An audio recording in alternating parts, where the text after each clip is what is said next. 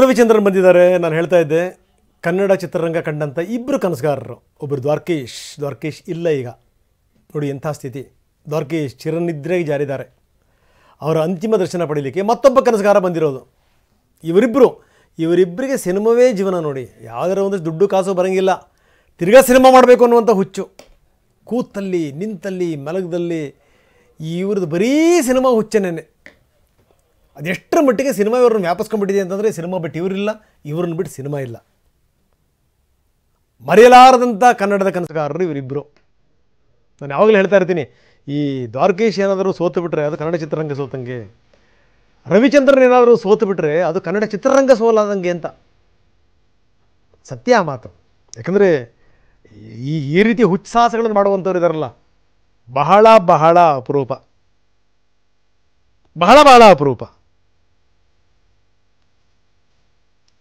ಬಹಳ ಈ ಕೆಲವೊಂದು ಹಾಡುಗಳನ್ನು ಕೇಳಬೇಕು ನೀವು ದ್ವಾರಕೀಶ್ದು. ಏನು ಅಂದರೆ, ಈ ನಗುವುದನ್ನು ಕಲಿತವನೇ ಬಾಳುವುದ ಅರಿತವನು ಅಂತ ಒಂದು ಹಾಡು ಶುರು ಆಗುತ್ತೆ. ಯಾರಿಗೆ ನಗದು ಗೊತ್ತಿರುತ್ತಲ್ಲ ಅವರು ಮಾತ್ರ ಬಾಳೋದನ್ನು ಕಲಿತಾನೆ ಅಂತ. ಎಲ್ಲರ ಮನವ ಸೆಳೆಯುವ ಹಾಗೆ ನಗುವುದನ್ನು ಕಲಿತವನು ಅವನು ಮಾತ್ರ ಬಾಳುವುದ ಕಲಿತಾನು ಅನ್ನುವಂಥ ಮಾತು. ಅಂದರೆ ನಗ್ತಾನೇ ಇದ್ರು, ನಗಿಸ್ತಾನೇ ಇದ್ರು.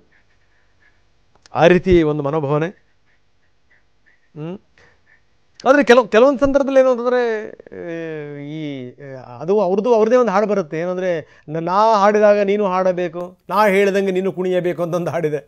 ಈ ರೀತಿ ಮನೋಭಾವನೆ ಭಾಳ ಸಂದರ್ಭಗಳಲ್ಲಿ ಪ್ರದರ್ಶನ ಮಾಡಿದ್ರು ಅವರು. ಅಂದರೆ ಅವ್ರ ಮನೋಭಾವನೆ ಹಾಗೆ, ನಾನು ಹೇಳಿದ್ದನ್ನು ಕೇಳಬೇಕು, ಇಲ್ಲಾಂದರೆ ನಾನು ಪರ್ಯಾಯವಾಗಿ ಬೇರೆಯವ್ರನ್ನ ಸೃಷ್ಟಿ ಮಾಡ್ತೀನಿ ಅನ್ನುವಂಥ ಮಾತು. ಹೀಗಾಗಿ ಏನು ಅಂದರೆ, ವಿಷ್ಣುವರ್ಧನ್ ಬದಲಿಗೆ ಒಬ್ಬ ಹರ್ಷವರ್ಧನ್ ಅನ್ನುವಂಥವ್ರು ಯಾರೊಬ್ಬರು ಸೃಷ್ಟಿ ಮಾಡ್ತೀನಿ ಅಂತ ಹೊರಟಿದ್ರು. ಆ ರಾಜವರ್ಧನ್ ಇರಬೇಕು ಬಹುಶಃ. ಹಾಗೆ ಏನು ಅಂತಂದರೆ, ಒಬ್ಬರು ಸಿಗಲಿಲ್ವಾ ಇನ್ನೊಬ್ಬರು, ಯಾರು ಸಿಗಲಿಲ್ವಾ ನಾನೇ ಹೀರೋ ಆಗ್ತೀನಿ ಅನ್ನುವಂಥ ಒಂದು ಮನೋಭಾವನೆ.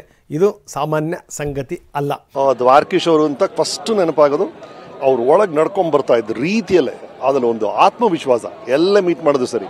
ನನ್ನನ್ನು ಬಹುತೇಕ ಅವ್ರು ಮೀಟ್ ಮಾಡ್ತಿದ್ದೆಲ್ಲ 5 ಸ್ಟಾರ್ ಹೋಟೆಲ್ ಲಾಬಿಗಳಲ್ಲೇ ನಾನು ಅವ್ರನ್ನ ಮೀಟ್ ಮಾಡ್ತಿದ್ದು.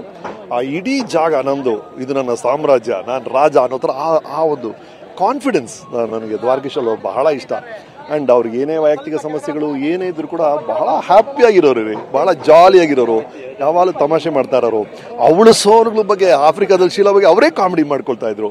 ಇದೆಲ್ಲ ಬಹಳ ಇಂಟ್ರೆಸ್ಟಿಂಗ್. ಎಲ್ಲದಕ್ಕಿಂತ ಅವರು ಸೋಲುಗಳನ್ನು ಒಪ್ಕೊಳ್ದೆ ಮತ್ತೆ ಪ್ರಯತ್ನ ಪಟ್ಟು ಗೆದ್ರಲ್ಲ ಸರ್, ಅದನ್ನು ಬಹಳ ಇಷ್ಟ ಸರ್. ಈಗ ಅವರ ಸಿನಿಮಾಗಳ ಶ್ರೀಮಂತಿಕೆ ಶೈಲಿನೇ ಬೇರೆ ಇರ್ತಕ್ಕಂಥದ್ದು ಸರ್. ನೀವು ಕಂಡಂಗೆ ಸರ್, ನಿಮ್ಮ ಸಿನಿಮಾ ಆಗುವಂತ ಸಂದರ್ಭದಲ್ಲಿ ಸರ್, ನನ್ನ ಸಿನಿಮಾ ಬಿಡಿ, ಒಬ್ಬ ಪ್ರೇಕ್ಷಕನಾಗಿ ನಾವೆಲ್ಲ ಸಿಂಗಪುರ್ ನೋಡಿದ್ದು ದ್ವಾರಕೀಶ್ ಅವ್ರ ಮೂಲಕ ಸರ್.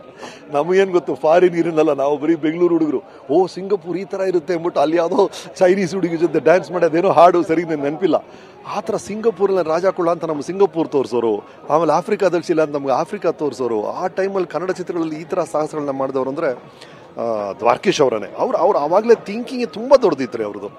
ಅದು ಕೊನೆಗೆ ಆಪ್ತಮಿತ್ರ ಮೂಲಕ ನಾವು ತೆರೆ ಮೇಲೆ ಸೇರಿದ್ದು ಖುಷಿ ಆಯ್ತು ಸರ್. ಈಗ ಆಪ್ತಮಿತ್ರದ ಸಂದರ್ಭ ಸರ್, ಸಾಕಷ್ಟು ಸಂದರ್ಭದಲ್ಲಿ ಮಾತಾಡಿದ್ದೀವಿ. ಈ ಕ್ಷಣಕ್ಕೆ ಅವತ್ತಿನ ಘಟನಾವಳಿಗಳು ನೆನಪಾಗೋದಾದ್ರೆ ಇದು ಬಹಳ ಅಂದರೆ 2 ದೊಡ್ಡ ಫೋರ್ಸು, ವಿಷ್ಣು ಸಾರು, ದ್ವಾರಕೀಶ್ ಅವರು 2 ದೊಡ್ಡ ಫೋರ್ಸು.